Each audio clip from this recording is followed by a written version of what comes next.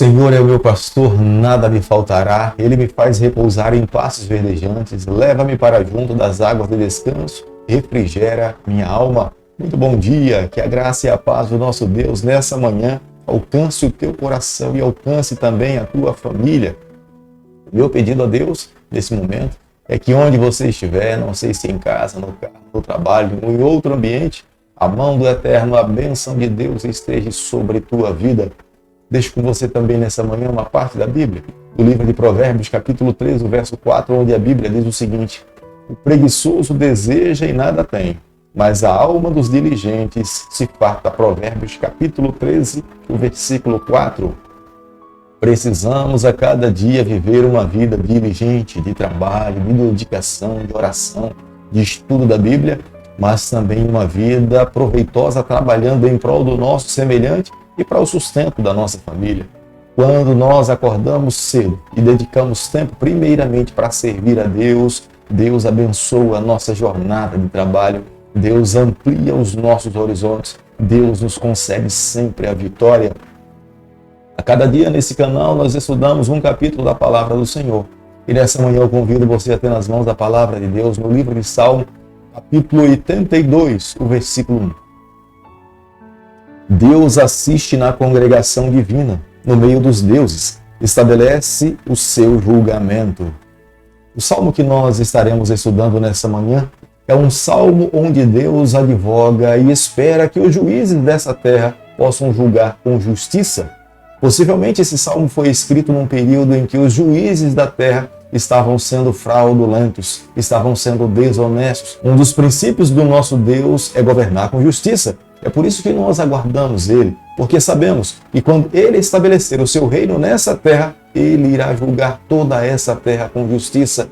Mas jamais nós devemos nos esquecer, se vivemos diante de um Deus justo, um Deus íntegro, que o seu tribunal não aceita fraude, nós precisamos viver a cada dia sob a custódia do nosso Salvador Jesus Cristo. É Ele que nos justifica, é Ele que nos limpa de todo pecado, é Ele que nos dá o direito da vida eterna. O salmo está dividido em 3 partes. A primeira parte introduz Deus como sendo o juiz supremo de toda a terra, de todo o universo, um Deus justo, um Deus íntegro.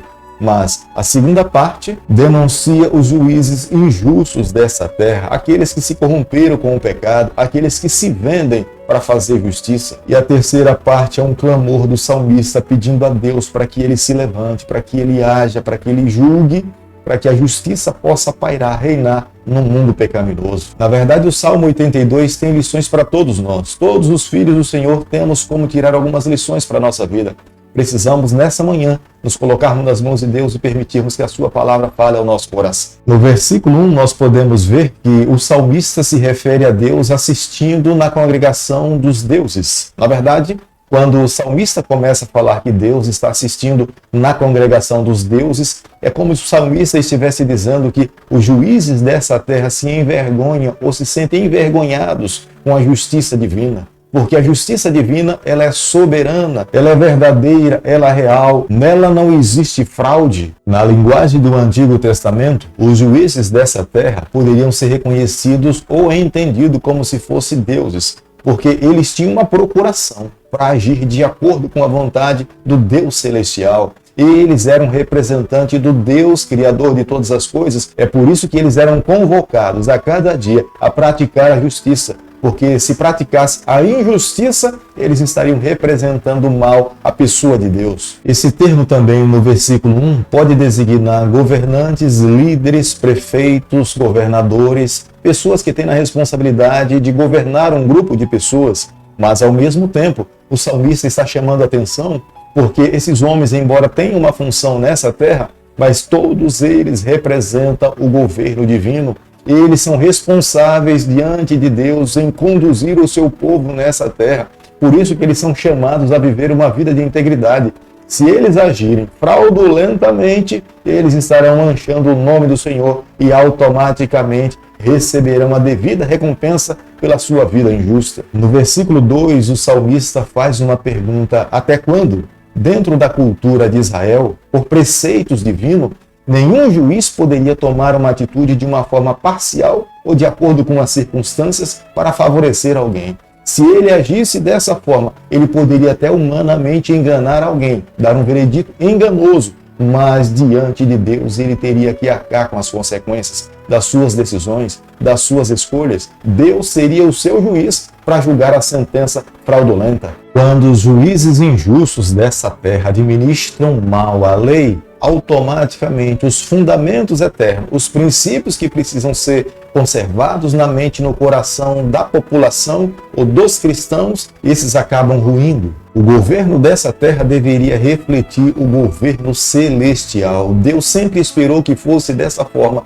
para que todos os seres humanos pudessem ter entendimento de quem é o Senhor. Toda pessoa que nessa terra recebe a palavra de Deus, aceita Jesus Cristo, ele está revestido pela palavra do Senhor. Ele foi criado à imagem e semelhança do seu Criador para representar o Criador. Por isso que ele deve viver uma vida de integridade e de fidelidade a Deus, porque as suas ações, as suas palavras, o seu julgamento representa a pessoa do Senhor. Na verdade, essas pessoas, o salmista está falando que são deuses, mas não no sentido absoluto, não com os atributos da divindade, mas eles são deuses porque representam, eles são figura que representa o nosso Deus. Portanto, nós também representamos quem é o Criador, quem é o nosso Salvador. Embora alguns seres humanos que eram governadores, líderes, prefeitos e até cristãos poderiam ser chamados de Elohim ou de deuses, no sentido diminutivo da palavra, mas todos eles no final iriam morrer, iriam perder as suas vidas, completamente diferente do verdadeiro Elohim,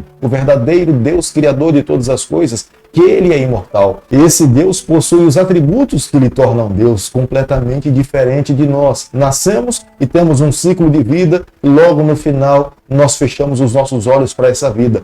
Se no percurso dessa jornada nós não aceitarmos a Cristo, se nós não vivermos uma vida de fidelidade ao nosso Deus, fazendo justiça com as nossas palavras, com as nossas ações, no final seremos nós mesmos que receberemos condenação eterna e seremos destruídos para sempre. Todos nós que vivemos nessa terra, nós aguardamos um novo céu e uma nova terra. Jesus Cristo veio aqui essa terra assumir o governo desse mundo. Ele irá fazer justiça. Ele um dia voltará aqui a essa terra não mais como um servo sofredor, mas virá com todo o poder e glória, com um cetro nas mãos para governar por toda a eternidade. Aqueles que vivem nessa terra, que amam ao Senhor, que vivem uma vida para o Senhor, serão levados por Ele para viver com Ele e reinar por toda a eternidade. Jamais teremos possibilidade nesse período de praticarmos a injustiça, porque estaremos ao lado do nosso Deus. Não teremos mais um corpo carnal, mas o nosso corpo será revestido de imortal para imortal, para vivermos com o nosso Deus por toda a eternidade. É por isso que a cada dia nós precisamos viver mais para o céu do que para essa terra. Temos que inverter a nossa agenda, vivermos mais para Deus do que para esse mundo. Aqueles que não têm conhecimento da palavra, das verdades, das leis de Deus, podem em algum momento tomar decisões, favorecer aqueles que não amam ao Senhor em detrimento daqueles que buscam viver uma vida de fidelidade a Deus. Dessa forma, jamais serão justificados ou alcançarão salvação em Jesus Cristo. Aqueles que não conhecem a palavra de Deus, que não conhecem a lei de Deus, estão em trevas morais, estão longe do lar do Senhor, precisam ser advertidos. Dessa forma, jamais conseguirão seguir o caminho da cruz. É por isso que Deus responsabilizou um grupo de pessoas que vivem nesse mundo, que conhece a palavra do Senhor, para que possam ensinar, orientar, mostrar o caminho da cruz para que eles não pereçam, mas alcancem a vida eterna. Aquele que é sábio sabe de uma coisa, não vai se demorar. Jesus Cristo um dia voltará a essa terra, estabelecerá o seu reino para sempre. Os filhos de Deus são chamados para governar o universo e toda a terra ao lado desse Deus. O que temos que fazer hoje é amar ao Senhor, nos colocar ao seu lado, entregar a nossa vida nas suas mãos, mas enquanto nós vivermos aqui, precisamos viver uma vida de integridade e fidelidade ao Senhor. Querido Pai, em Tuas mãos nessa manhã nós nos colocamos, queremos ser do Senhor por toda a nossa vida. Fica conosco no decorrer desse dia. Nós oramos, nós pedimos e o fazemos em nome de Jesus. Que o Senhor te abençoe e te guarde. Ele faça resplandecer o seu rosto sobre você. Que Ele tenha misericórdia de você. E sobre você nessa manhã Ele levante seu rosto e conceda a sua paz em nome de Jesus. Amém.